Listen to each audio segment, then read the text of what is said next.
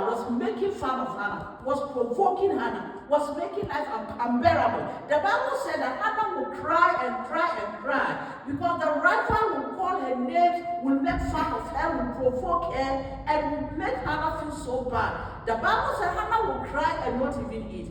But one thing the rival didn't know, that sometimes when you provoke somebody, you think that you are making the person to feel bad. But sometimes some of those provocations are rather making the person stronger, and the provocations will rather help the person to rise up and begin to do something. Because of the provocation, someone will be so angry and say that no way, I am not sitting here and I'm not going to be provoked again. I want to get up and do something. The provocation can make somebody to get up and begin to pray. The provocation can make somebody to get up, begin to go and search for something. The provocations can make somebody to get up and put this right and say no. The provocation can make somebody to begin to push hard. So when people are provoking, whatever provocation that is coming your way, don't always look at it as negative. Because even though that is what the enemy means, even though that is what your enemies, whether they are human enemies or the devil or the demons we are talking about, they intend to come and make you sad. They intend to make you feel bad. They intend to make you feel hopeless. But you know that it is in that provocation that will rather give you strength. It is in that provocation that will make you rise up. It is in that provocation that will make you want to do something to prove them wrong. And sometimes out of the provocation, you will get up and take action, and something will happen that will turn your situation around. And instead of them provoking you and laughing at you, they will begin to cry because they will see that tables have turned and it's now in your favor. And you will now begin to laugh. You will begin to smile. Why? They thought they were putting you down. Provocations are not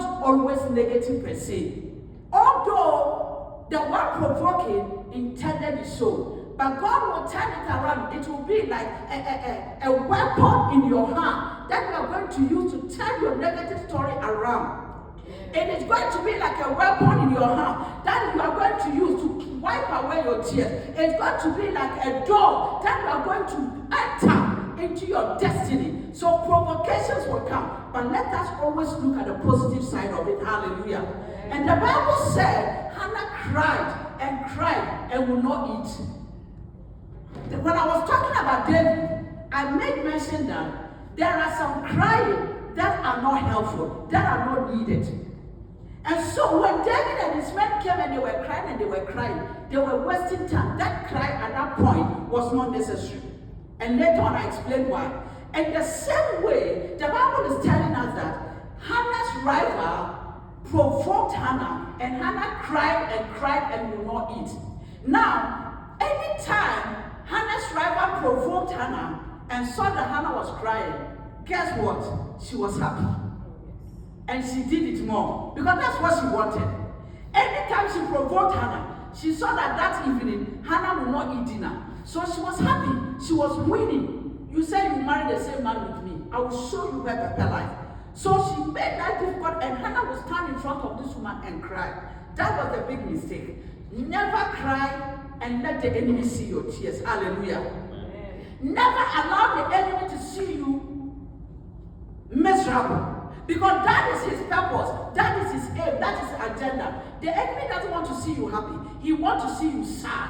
He wants to see you crying. He wants to see you have lost your appetite. He wants to see that you are down. So no matter how down you are, never let the enemy get to see it, because it is a card the enemy will use against you.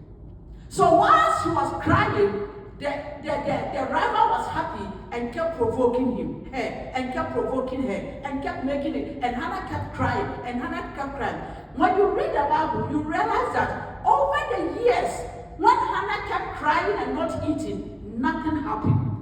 Nothing took place.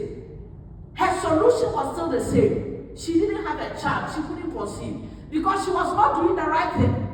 There is no need for you to get up and sit down and cry. You are crying. That's a problem. Yes, but that tears, and I'll show you when it is appropriate to shed tears. Crying is good, but when do we cry? Where do we cry? Who do we allow to see our tears? It is not every eye that must see our tears. It is not everyone who must hear our voice crying. But tears can be very effective and will come today. But Hannah, all this year, the Bible said for all this year, Hannah was crying and Hannah was not eating and nothing happened. Year by year, it kept happening. It kept happening. And that's why some of us, we have cried, we take a phone and we are with our friends and we are crying and nothing is happening. Because sometimes the friend that you are crying on the phone, that friend doesn't even want you to succeed. For all you know, that is the person behind your trouble. And you are crying. Sometimes we cry at odd places. And we know these are our enemies. And they see us. And we expose ourselves to them, our weakness, our nakedness to them. It doesn't help. It only brings us down. We don't get the solution. Hallelujah. Amen. So Hannah cried.